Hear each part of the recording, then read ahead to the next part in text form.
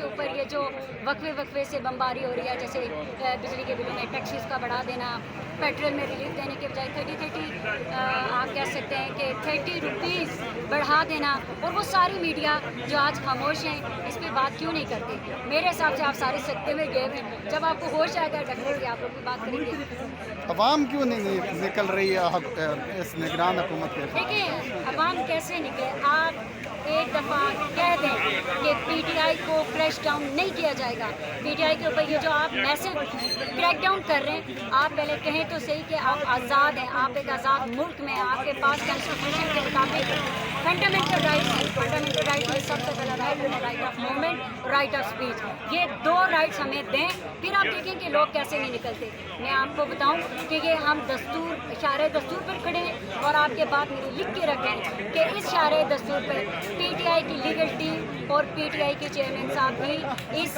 आइन को दोबारा से बहाल करेंगे जो मअतल हुआ पड़े।